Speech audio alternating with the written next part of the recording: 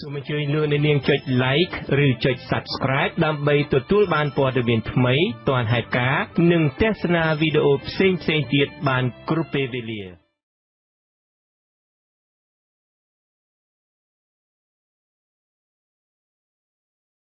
នៅអង់គ្លេសចំនួនអ្នកស្លាប់ដោយសារតែជំងឺ COVID-19 មានជាង 30,000 នាក់អង់គ្លេសបានក្លាយជាប្រទេសរងគ្រោះខ្លាំងជាងគេបំផុតនៅអឺរ៉ុបនិងជាប្រទេសរងគ្រោះខ្លាំងជាងគេទី2នៅលើពិភពលោកបន្ទាប់ពីសហរដ្ឋអាមេរិកហើយអ្វីបានជាអង់គ្លេសធ្លាក់ខ្លួនរងគ្រោះខ្លាំងដូចនេះយើងជួបបាត់អន្តរាគមន៍របស់អៀងសុកមិញជំរាបសួរសុកមិញបើតាមតរយៈការចុងក្រោយនិងនៅក្នុងពេលតែ2ខែសោះ COVID-19 បានសម្លាប់ជីវិតមនុស្សនៅអង់គ្លេសអស់ជាង 32,313 នាក់តែតរយៈការនេះនៅទាបជាងការពិតឆ្ងាយណាស់ហេតុអ្វីបានជាអាញាធរអាងបែបនេះសុកមិញចាសភ័ណ្ឌអ៊ីតាលីដែលជាប្រទេសរងគ្រោះដំបូងគេខ្លាំងជាងគេនៅអឺរ៉ុបស្ទើរតែផ្អើលពិភពលោកកាលពីដើមខែមីនាបាននឹងកំពុងចាប់ផ្ដើមបើកប្រទេសលើការបិទគប់បង្ខាំងប្រជាជនបន្តិចម្ដងហើយជាសរុបគិតមកទល់នឹងថ្ងៃទី5ឧសភានេះអ៊ីតាលីរាប់ឃើញមានចំនួនមនុស្សស្លាប់ជាង 29,000 នាក់ក៏ប៉ុន្តែតាំងពីថ្ងៃម្សិលមិញមកដោយដែលសុភ័ណ្ឌបានលើកឡើងអញ្ចឹងអង់គ្លេសបានក្លាយទៅជាប្រទេសរងគ្រោះខ្លាំងជាងគេបំផុតនៅអឺរ៉ុបដោយមានចំនួនអ្នកស្លាប់និងអ្នកឆ្លងជំងឺ Covid ច្រើនជាងគេវ៉ាឈ្នះអ៊ីតាលីទៅទៀតនេះបើយោងតាមតុល្យការផ្លូវការដែលប្រមូលបូកសរុបចំនួនអ្នកស្លាប់នៅតាមមន្ទីរពេទ្យនៅតាមផ្ទះដែលជាប់សង្ស័យថាស្លាប់បណ្ដាលមកពី Covid-19 ដែរនៅតាមគ្រប់តំបន់ផ្សេងទាំងអស់មកបញ្ចូលគ្នាក៏ប៉ុន្តែសុភ័ណ្ឌតុល្យការរបស់អង់គ្លេសនេះគឺជាតួលេខប្រចាំសប្តាហ៍ដោយគិតត្រឹមតែថ្ងៃទី24មេសាតែប៉ុណ្ណោះហើយដូច្នេះហើយបានជាអាជ្ញាធរអង់គ្លេសអះអាងបញ្ជាក់ថាចំនួនអ្នកស្លាប់ 32,313 នាក់នេះគឺជាតួលេខដែលតិចជាងការពិតយើងគ្រាន់តែដឹងថាអ្នកស្លាប់នៅតាមមន្ទីរពេទ្យនិងនៅតាមមណ្ឌលមនុស្សចាស់ជរាដែលបានឆ្លងការធ្វើតេស្តយ៉ាងច្បាស់លាស់ដឹងថាកើតកូវីដមានចំនួនដល់ទៅ 28,734 នាក់និងមានអ្នកផ្ទុកជំងឺដល់ជាផ្លូវការចំនួនជាង 19,000 នាក់នេះបើតាមរបាយការណ៍ប្រចាំថ្ងៃរបស់ក្រសួងសុខាភិបាលអង់គ្លេសដែលចេញផ្សាយកាត់ម្សិលមិញស្ថានភាពនៅមណ្ឌលមនុស្សចាស់ជរាដុនដាបខ្លាំងណាស់សុភ័ណ្ឌចំនួនមនុស្សស្លាប់បានកើនឡើងដល់ទៅប្រមាណ 280% បើប្រៀបធៀបទៅនឹងឆ្នាំមុនក្នុងរយៈពេលដូចគ្នានិងច្រើនជាង4ដងបើប្រៀបធៀបទៅនឹងមធ្យមភាពទូទៅនៅក្នុងប្រទេសនៅក្នុងសម័យកូវីដនេះចាតែយើងអាចនិយាយបានទេថាអង់គ្លេសធ្លាក់ខ្លួនរងគ្រោះខ្លាំងនៅពេលនេះគឺបណ្ដាលមកពីបរាជ័យនៃយុទ្ធសាស្ត្ររបស់រដ្ឋាភិបាលដែលចង់ឲ្យប្រជាពលរដ្ឋឆ្លងកូវីដ -19 ថ្មីច្រើនគ្នាដើម្បីមានអង្គាគរអាចប្រឆាំងនឹង COVID-19 នោះចាសសុភ័ណ្ឌចំពោះទំហំនៃគ្រោះមរណៈដល់ទៅជាង 30,000 នាក់ក្នុងរយៈពេល2ខែវាច្បាស់ណាស់ថារដ្ឋាភិបាលអង់គ្លេសត្រូវតែរងការរិះគន់និងបន្ទោសដោយជាមិនរួចឡើយអង់គ្លេសធ្លាក់ខ្លួនរងគ្រោះខ្លាំងថ្ងៃនេះវាមិនមែនបណ្ដាលមកតែពីយុទ្ធសាស្ត្រចង់ឲ្យប្រជាពលរដ្ឋច្រើនអ្នកមានអង្គាគរទំនុកមុខទេដោយសុភ័ណ្ឌបានដឹងស្រាប់ថា COVID-19 ធ្វើដំណើរទៅដល់នឹងរាតត្បាតក្នុងប្រទេសអង់គ្លេសក្រោយគេអង់គ្លេសមានករណីអ្នកស្លាប់ម្នាក់ដំបូងនៅថ្ងៃទី5មីនាក្នុងពេលដែលអ៊ីតាលីកំពុងតែរាប់ឃើញមានអ្នកស្លាប់ឡើងដល់100នាក់តែអាជ្ញាធរអង់គ្លេសមិនបានរួចរាន់ចាត់វិធានការទប់ស្កាត់ហានិភ័យភ្លាមទេនិងក៏មិនបានត្រៀមលក្ខណៈរៀបចំរោគតេស្តឬក៏សម្ភារៈបរិក្ខារការពារដែរបើទោះបីជាឃើញប្រទេសជិតខាងនៅអឺរ៉ុបកំពុងតែប្រឈមខ្លាំងនឹង COVID-19 ហើយចាត់វិធានការបិទបង្ខាំងប្រជាជនក្តីក៏អង់គ្លេសនៅតែប្រហែសប្រហោងមិនសម្រេចចិត្តបិទគប់ប្រជាពលរដ្ឋទេតែធ្វើក្រោយគេគឺដល់ចុងខែមីនាឯណោះកាលពីសប្តាហ៍មុននៅក្នុងបទសម្ភាសន៍ជាមួយនឹងទូរទស្សន៍ BBC ទីប្រឹក្សាវិទ្យាសាស្ត្ររបស់រដ្ឋាភិបាលអង់គ្លេសចំនួនឆ្នាំ2000ដល់ឆ្នាំ2007យល់ថាអង់គ្លេសមានអ្នកស្លាប់ដ៏ច្រើនខ្លាំងស្ទើរដែលមិនគួរឲ្យជឿអស្ចារ្យនេះគឺមកពីរដ្ឋាភិបាលមិនបានចាត់វិធានការសមស្របមួយខ្សែតាមអ្វីដែលត្រូវធ្វើក្នុងពេលមានជំងឺរាតត្បាតលោក Johnson នាយករដ្ឋមន្ត្រីអង់គ្លេសមិនខុសពីលោក Donald Trump ប្រមាណទេនៅក្នុងបញ្ហា COVID នេះលោកត្រូវបានរងការរិះគន់ជាប់ចោទថាមើលស្រាលវិបត្តិ COVID-19 ត្រង់ចំណុចនេះ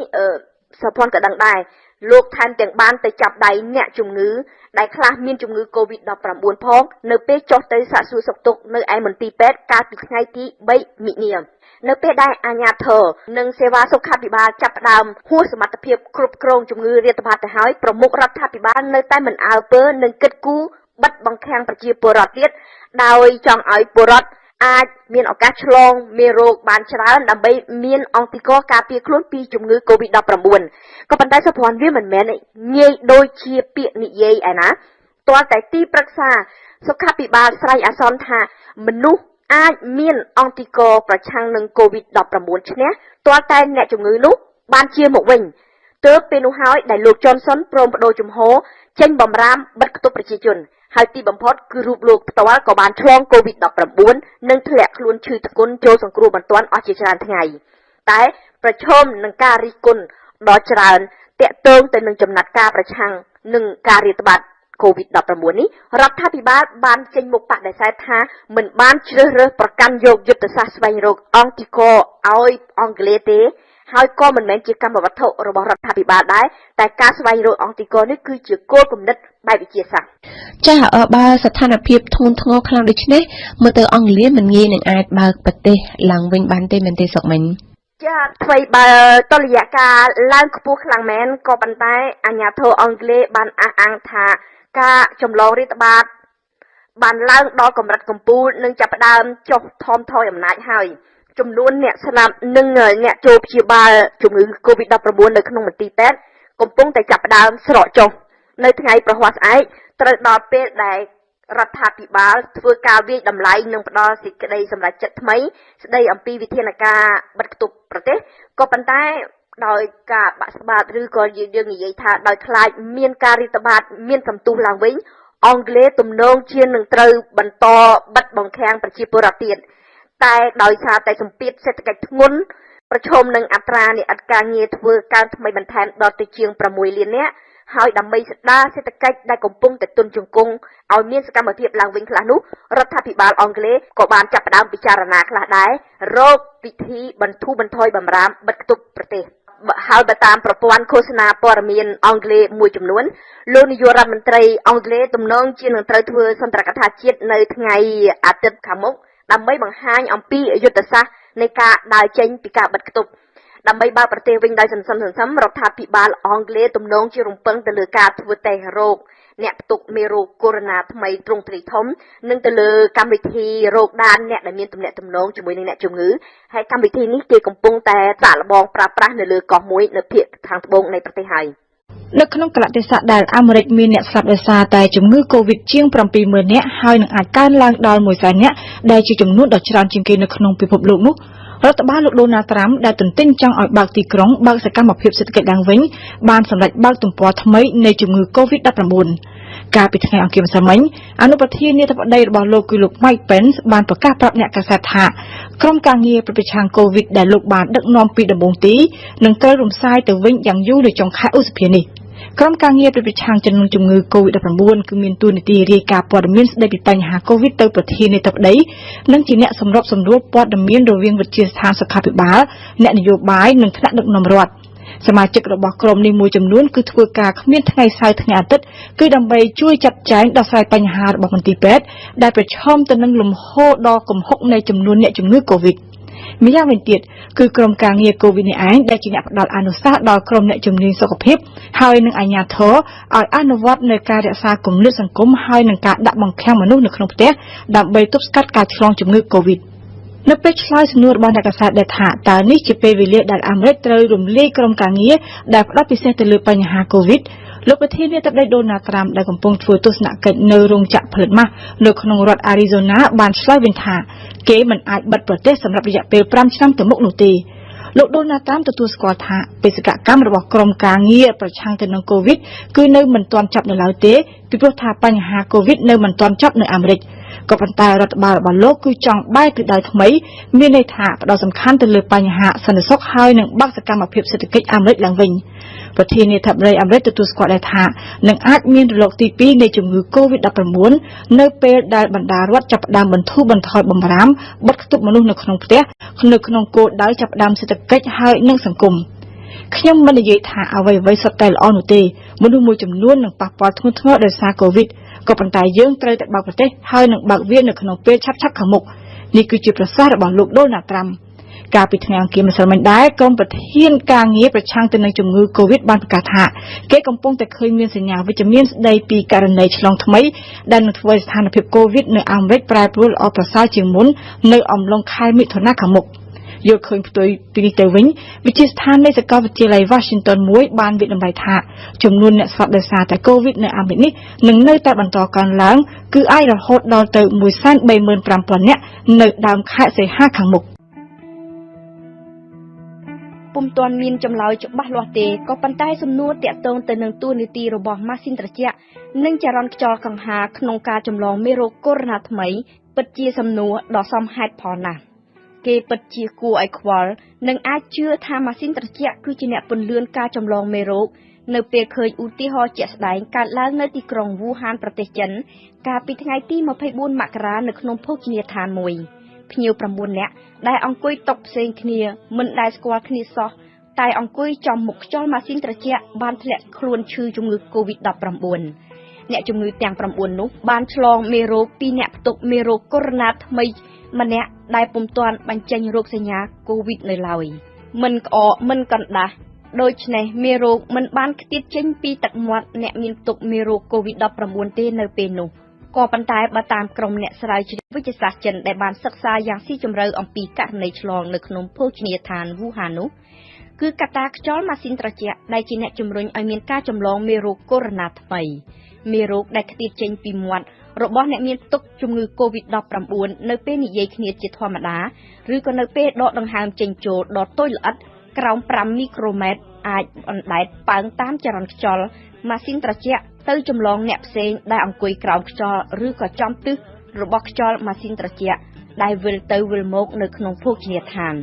សម្រាប់អង្គការសុខភាពពិភពលោកមកទល់នឹងពេលនេះគេគ្មានភស្តុតាងវិទ្យាសាស្ត្រណាមួយបញ្ជាក់ថាទឹកមាត់ដ៏តូចល្អិតបែបនេះអាចមាននៅក្នុងខ្យល់បានយូរហើយคล้ายទៅជាភ្នាក់ងារចម្លងជំងឺ COVID-19 ទេលើកលែងតែក្នុងករណីនៅគៀកខ្លាំងដូចជានៅក្នុងពេលដែលគ្រូពេទ្យចូលទៅគៀកកាប់អ្នកជំងឺដើម្បីបញ្ចូលខ្យល់អុកស៊ីហ្សែនទើបអាចមានករណីឆ្លងខ្លះប្រសិនបើគ្មានការការពារដោយត្រឹមត្រូវក៏ប៉ុន្តែមានការសិក្សាជាច្រើនផ្សេងទៀតមកបន្តបង្អាប់អំណះរបស់អង្គការសុខភាពពិភពលោកនេះអ្នកស្រាវជ្រាវចិនមួយក្រុមទើបតែបានចេញផ្សាយកាលពីថ្ងៃទី27មេសាលទ្ធផលសិក្សារបស់ពួកគេថារកឃើញមានកំហាប់មេរោគកូវីដ -19 ថ្មីនៅក្នុងខ្យល់ក្នុងបន្ទប់អ្នកជំងឺនៃមន្ទីរពេទ្យ2នៅទីក្រុងវូហានជាងនេះទៅទៀតនៅក្នុងការសិក្សាចុះផ្សាយនៅក្នុងទំព័រ website ឯកទេសវិទ្យាសាស្ត្រកាលពីថ្ងៃទី26មិនិនាតែមិនទាន់ចុះផ្សាយក្នុងទំព័រទស្សនាវដ្តីអ្នកវិទ្យាសាស្ត្រនៅឡើយអ្នកស្រាវជ្រាវអាមេរិកបានរកឃើញដានមេរោគកូវីដ -19 ថ្មីនៅក្នុងខ្យល់នៅលើផ្ទៃនៃស្លាបកង្ហារក៏ប៉ុន្តែមិនដឹងថាតើចំនួនវីរុសអាចមានសមត្ថភាពគ្រប់គ្រាន់នឹងចម្លងដែរឬក៏អត់ទេ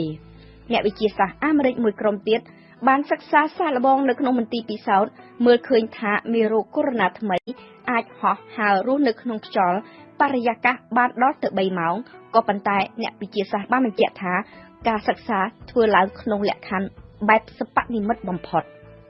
យ៉ាងណាក៏ដោយក៏ក្រុមអ្នកស្រាវជ្រាវអាមេរិកនិងចិនបានផ្ដល់សេចក្តីសន្និដ្ឋានចុងក្រោយស្រដៀងគ្នាគឺឲ្យប្រុងប្រយ័ត្ននឹងគ្រោះចម្លងមេរោគដែលគេពុំសូវនិយាយច្រើនគឺការឆ្លងពីចម្ងាយឃ្លាតគ្នាខ្លាំងនិងដោយពុំមានការប៉ះពាល់ដោយផ្ទាល់ក្រុមអ្នកស្រាវជ្រាវបានទទួលស្គាល់ថាมันអាចវាស់វែងអំពីកម្រិតឆ្លងនៃមេរោគកូវីដ -19 ថ្មីនៅក្នុងខ្យល់នេះបានទេក៏ប៉ុន្តែយកល្អគេត្រូវតែប្រកាន់ទម្លាប់ដ៏ប្រពៃមួយគឺការបើកទ្វារបង្អួចដើម្បីធ្វើឲ្យមានលើកទី1ទេដែលអ្នកស្រាវជ្រាវវិទ្យាសាស្ត្រផ្ដោតការសិក្សាទៅលើការចម្លងតាមខ្យល់របស់ពពួកវីរុសប្រភេទកូវីដ កាលពីឆ្នាំ2016ក៏មានការសិក្សាមួយបង្ហាញអំពីជីវិតនៅក្នុងខ្យល់របស់មេរោគកូវីដ ដែលជាភ្នាក់ងារបង្កជំងឺ MERS និងមានការសិក្សាយ៉ាងលម្អិតអំពីតួនាទីរបស់ចរន្តខ្យល់កង្ហារនិងម៉ាស៊ីនត្រជាក់នៅតាមមន្ទីរពេទ្យនៅក្រុងហុងកុងផងតាក់ទងទៅនឹងជំងឺសាសូមចងចាំថាកង្ហារនិងម៉ាស៊ីនត្រជាក់មិនមែនជាភ្នាក់ងារសម្រួលឲ្យមានការចម្លងរាតត្បាតទេតែគឺការប្រើប្រាស់មិនត្រឹមត្រូវទេដែលជាអ្នកជាប់ចោទអ្នកស្រាវជ្រាវបានសន្និដ្ឋានថាខ្យល់កង្ហារឬក៏ម៉ាស៊ីនត្រជាក់អាចជាមធ្យោបាយមួយពង្រាយខ្យល់ពុល ខ្យល់ល្អដែលបាញ់មកពីក្រៅចូលមកក្នុងត្រូវលាយច្របល់ជាមួយនឹងខ្យល់ដែលមានមេរោគឲ្យคล้ายទៅជាល្បាយខ្យល់ថ្មីមុននឹងបឺតចេញទៅក្រៅវិញ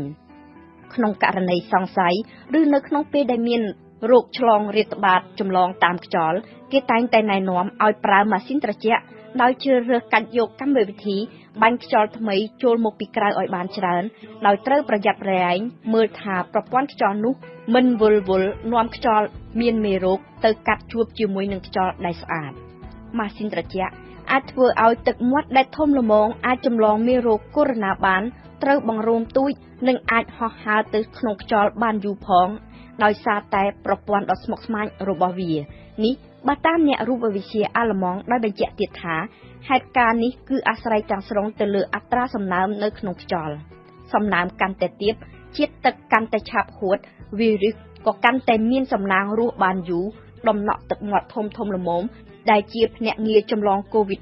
-19 អាចតោងនៅក្នុងខ្យល់បានយូរមានន័យថាគ្រោះថ្នាក់ក៏អាចមានធំបើតាមរូបវិទូអាល្លឺម៉ង់ដដែលនេះចំហាយទឹកមាត់ទំហំ100 មីក្រូម៉ែត្រអាចហួតក្នុងរយៈពេល2វិនាទីទល់នឹង50មីលីវិនាទីតែប៉ុណ្ណោះជំមុខពោះទឹកមាត់ដែលមានទំហំតូចជាង10ដងនិងបើសំណើមខ្ពស់ជាង 50% ដូច្នេះសូមប្រើម៉ាស៊ីនត្រជាក់ដោយប្រុងប្រយ័ត្ននិងដោយជៀសវាងកុំដាក់កម្មវិធីដែលនាំឲ្យមានខ្យល់ស្ងួតខ្លាំងភាពស្ងួតមិនមែនជាមិត្តល្អក្នុងការប្រយុទ្ធប្រឆាំងនឹងការចម្លងជំងឺរាតត្បាតកូវីដ -19 ទេសភាពនៅក្នុងខ្យល់របស់មេរោគកូវីដ -19 ថ្មីនៅតែជាការតស៊ូមតិខ្លាំងនៅឡើយជាពិសេសចំពោះសំណួរថាតើវាអាចរស់នៅក្នុងខ្យល់ក្នុងរយៈពេលប៉ុន្មានម៉ោងនិងក្នុងកម្រិតប៉ុណ្ណាទើបក្លាយទៅជាគ្រោះថ្នាក់ក្នុងពេលរងចាំគ្មានអ្វីប្រសើរជាងការប្រុងប្រយ័ត្នរក្សាអនាម័យសម្អាតដៃសម្អាតផ្ទៃដែលយើងងាយនឹងប៉ះពាល់និងត្រូវពាក់ម៉ាស់ហើយត្រូវបើកចំហបន្ទប់ផ្ទះឲ្យមានខ្យល់រត់ចេញចូលល្អអ្នកស្រាវជ្រាវអូស្ត្រាលីជំនាញខាងមេរោគនៅក្នុងខ្យល់នៃសាកលវិទ្យាល័យ Queensland ដែលបានដឹកនាំសរសេរអត្ថបទមួយមានចំណងជើងថាការចម្លងតាមខ្យល់នៃមេរោគកូវីដ -19 ពិភពលោកត្រូវប្រឈមនឹងការពិតអ្នកស្រីបានបញ្ជាក់ថាត្រូវតែដាក់ម៉ាស៊ីនត្រជាក់ឲ្យដើរត្រង់កម្មវិធីខ្យល់បាញ់ចូលដោយផ្ទាល់ហើយធាក់ខ្យល់ចាស់ចេញចំពោះឯកម្មវិធីខ្យល់វិលវិញគេត្រូវរំពឹងលើកទាំងស្រុងទៅលើគុណភាពកញ្ច្រែងចម្រោះរបស់ម៉ាស៊ីនត្រជាក់ក្នុងការសម្អាតខ្យល់ប្រសិនបើប្រព័ន្ធចម្រោះខ្យល់នោះដំណើរការមិនល្អនោះវីរុសកូវីដ -19 នឹងនៅវិលវល់ក្នុងបន្ទប់ដដែលដូច្នេះជាដំបូងមានជាក់ស្ដែងចំពោះករណីម៉ាស៊ីនត្រជាក់នៅក្នុងឡានបើអ្នកជិះម្នាក់ឯងហើយស្ទះចរាចរណ៍គួរតែបើកកម្មវិធីដែលមានខ្យល់វិលខាងក្នុងដើម្បីអាចការពារយើងពីខ្យល់ពុលខាងក្រៅប៉ុន្តែនៅពេលដែលអ្នកជិះជាមួយសមាជិកគ្រួសារណាម្នាក់មានជំងឺគួរតែបើកកម្មវិធីខ្យល់បាញ់ចូលមកពីក្រៅវិញដើម្បីកាត់បន្ថយហានិភ័យចម្លងមេរោគហើយកាន់តែល្អទៅទៀតនោះគឺត្រូវបើកបង្អួចទ្វារឡានតែម្ដងជាសរុបមកជាការបន្ថែមពីលើប្រព័ន្ធកង្ហារឬបើប្រសិនបើគ្មានប្រព័ន្ធបង្វិលខ្យល់ទេអ្នកត្រូវតែបើកទ្វារបើកបង្អួចដើម្បីបដូរផ្លាស់និងបង្វិលខ្យល់ចាស់ក្នុងបន្ទប់ដើម្បីឲ្យខ្យល់បានវិលមានចរន្តល្អខ្យល់ចាស់ចេញខ្យល់ថ្មីចូលមន្ទីរពេទ្យជាច្រើនលើពិភពលោកបានចាត់វិធានការទប់ស្កាត់និងកិត្តគូសម្អាតចរន្តខ្យល់ស្របតាមបទដ្ឋានសុវត្ថិភាពហើយក៏ប៉ុន្តែចំណោទនៅមានខ្លាំងចំពោះហាងទំនិញមណ្ឌលពាណិជ្ជកម្មបិទជិតឬក៏ក្នុងមធ្យោបាយធ្វើដំណើរសាធារណៈក្នុងការិយាល័យ